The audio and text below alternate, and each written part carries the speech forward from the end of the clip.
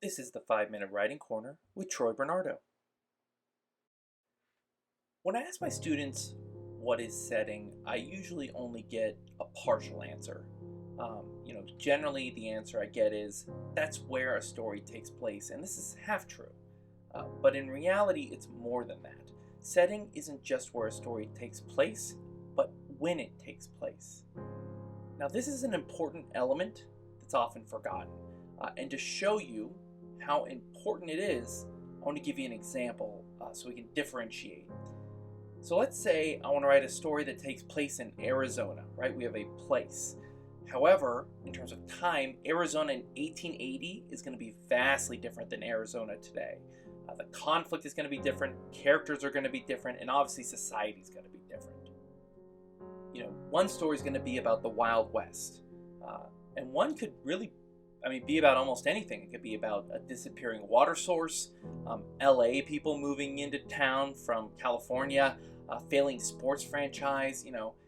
That element of time makes things completely different, and that's why it's important to consider time periods and how they can influence your story.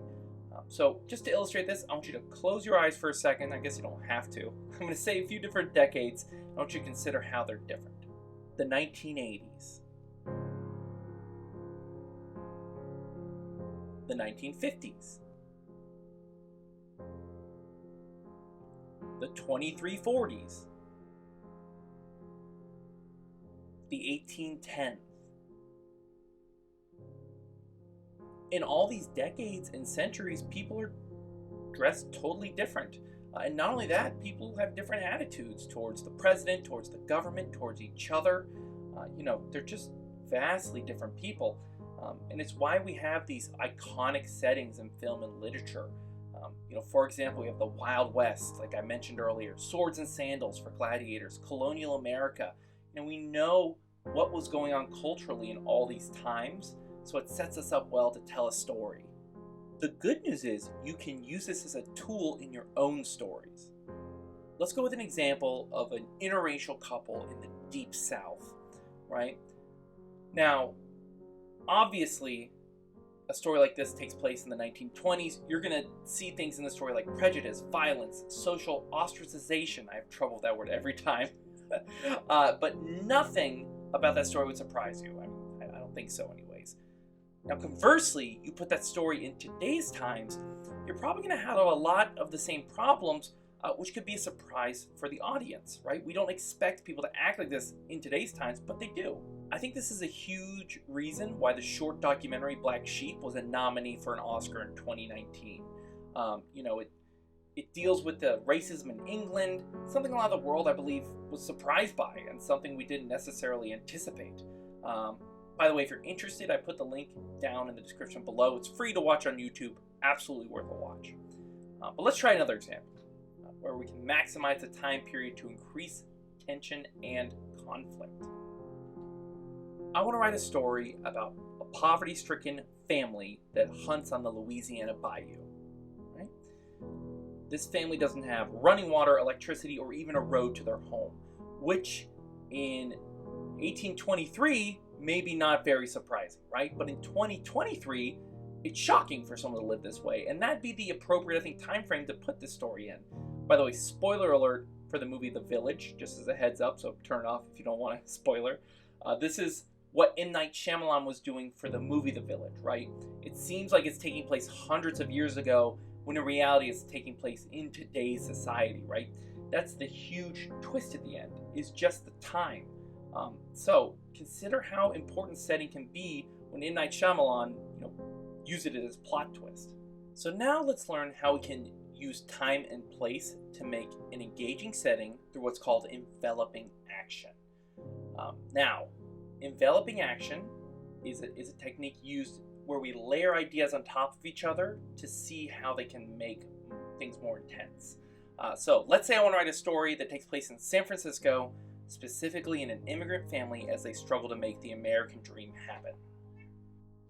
Now, in order for this to work, it might help if we choose a time where people are kind of disillusioned by the American dream and where there's an influx of immigrants coming to the West Coast. That'd be a good place to start. let's settle on the Great Depression for our time period, and let's get specific where in San Francisco and say Chinatown. Okay, so now let's get one more layer deeper and make more tension. Something I've noticed in writing is when you want things to be uncomfortable, the weather should be as unbearable as possible. It ratchets up the tension.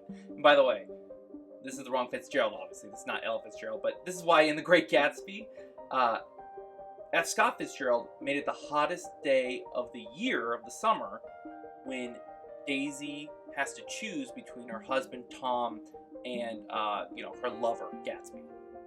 So let's take a page out of F. Scott Fitzgerald's book and make this during a heat wave.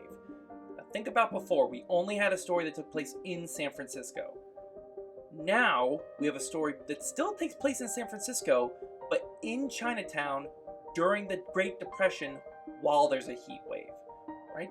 That's enveloping action. There's so much more we can build off of in terms of characters and conflict just from that information. Just think about the possibilities here. Like, hypothetically, you could have the characters, the main characters, be from somewhere other than Asia, right? Let's say they're a Mexican family moving to San Francisco and they have to move to Chinatown because it's all they can afford, right? And the Asian immigrants don't really like that people are moving into their part of the city. And in turn, also, while this is going on, the Asian immigrants are feeling pressure from white Americans. There's just so much potential for a good story just based on that information. So, anyways, I hope this was helpful. I'm blown away by the likes, the comments, the subscriptions I've been getting. I gotta be honest, I just did not expect this really to go anywhere, and the support has been really touching and actually really nice. So thank you so much, everyone. Have a great day. Most importantly, keep on writing.